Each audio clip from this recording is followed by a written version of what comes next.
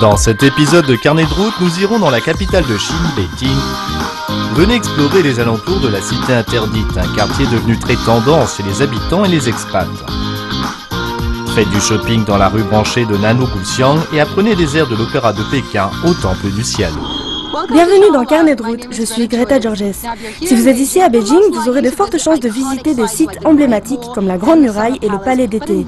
Mais dans cet épisode, nous irons explorer les environs de la cité interdite, devenue très tendance dernièrement avec la fréquentation des expatriés.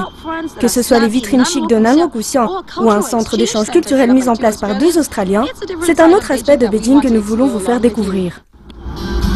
Il y a 600 ans, durant les dynasties Ming et Qing, la cité impériale a été construite au cœur de Beijing avec en son centre la cité interdite. Dans le vieux Beijing, une enceinte entourait la cité impériale qui était accessible à travers des portes. Certaines de ces portes existent encore aujourd'hui comme Zhengyanmen de Shengmen. Pendant près de 500 ans, la cité interdite fut la résidence des empereurs et de leurs familles. Aujourd'hui, juste à l'extérieur de l'aile est de la cité interdite se trouve un hôtel branché.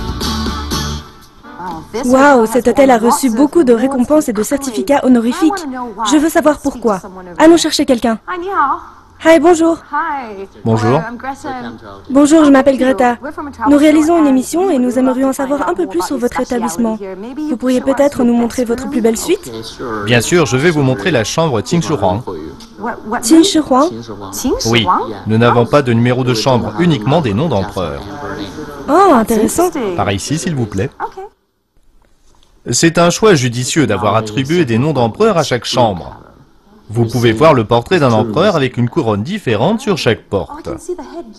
L'hôtel marie la culture traditionnelle avec un design moderne.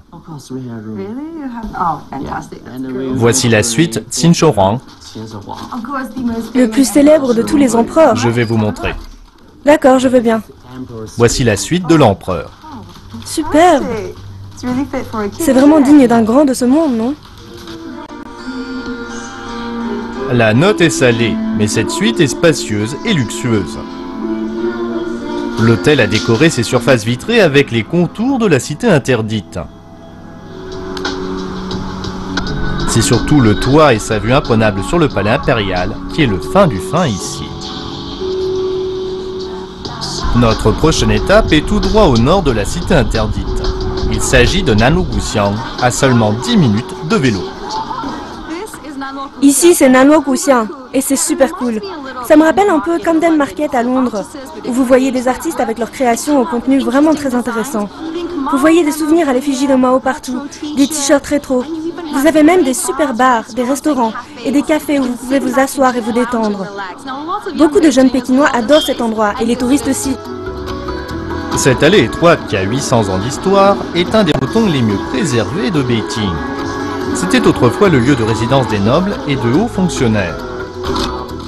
Avec le temps, c'est devenu aujourd'hui le mélange parfait du passé, du présent, des foules chinoises et occidentales. Bonjour, Ni hao. Vous devez sûrement être Dominique? Oui, enchanté. Vous êtes ses fans? Votre fan club est présent ici aujourd'hui? Il parle très bien chinois. Il est très créatif. En tant que chinoise, j'apprécie vraiment son travail. Il met en valeur beaucoup d'éléments artistiques très différents. Vous les avez payés pour dire ça? Allez, partez. Waouh, mais c'est génial. Et bien voilà. Voici là où tout a commencé. Vous avez ce gros chiffre 8 là. Mais aussi sur vos t-shirts, c'est parce que c'est un chiffre porte-bonheur ici? Oui, notre logo est fait sur la base d'un Lego. Nous avons choisi le 8 qui représente la chance en Chine.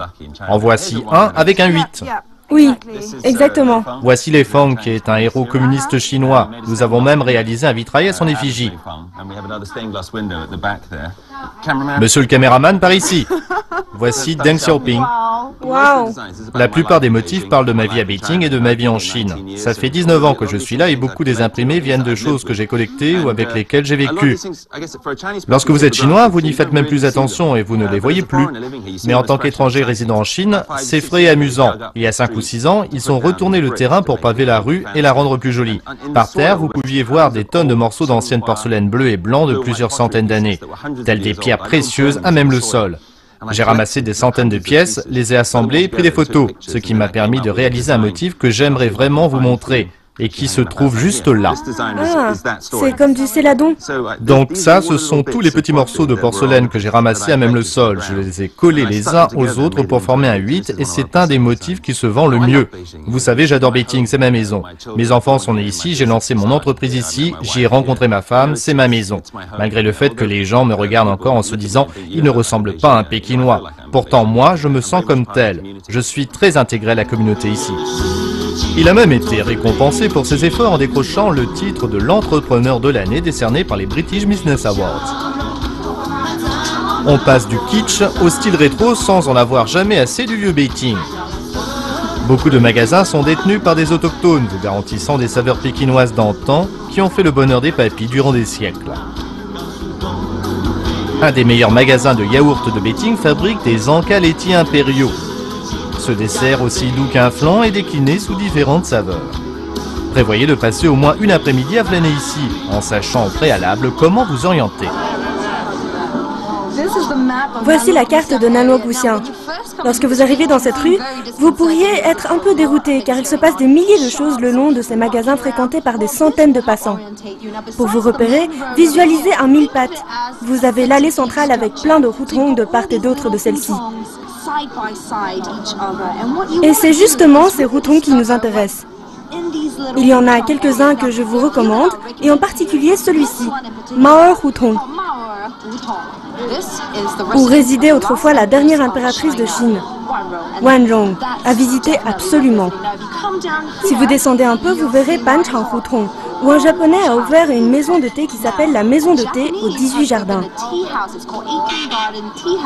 Où vous pourrez apprendre la dégustation du thé chinois et savoir reconnaître leur provenance. Juste au-dessus, vous avez le Dongmianhua Hutong. Et c'est là où nous allons ce soir.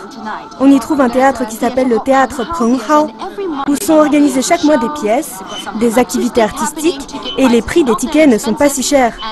Une fois par mois, des étrangers se réunissent pour faire de l'improvisation. Et c'est ce que nous allons faire. Le théâtre Penghao a ouvert ses portes en 2008. C'est un des premiers théâtres professionnels privés à Beijing. Depuis, d'autres ont suivi ses traces et contribuent à développer la scène artistique pékinoise en offrant des salles de spectacle confortables. Le propriétaire a pour tâche de donner accès à la scène aux gens ordinaires. Aujourd'hui, le théâtre Penghao accueille plusieurs spectacles innovants, dont celui de la troupe Beijing Improv. Vous êtes Jonathan? Bonjour, je m'appelle Greta. Enchantée de vous rencontrer. C'est votre troupe? C'est vous qui l'avez formée? J'étais un des fondateurs, oui, il y a 5 ans, je l'ai fait pour nous. Personne d'autre ne fait ça à Beijing? Personne d'autre ne fait ça en Chine. En Chine? Au début, on faisait ça pour nous, ensuite on s'est dit qu'on pouvait le partager. Et je pense que ça a du succès. Je m'appelle Dave Cooper, je suis professeur de conception de jeux vidéo. Je m'appelle Joanne. Je m'appelle Simon. Je m'appelle Angela. Je suis journaliste et réalisatrice de films. Génial!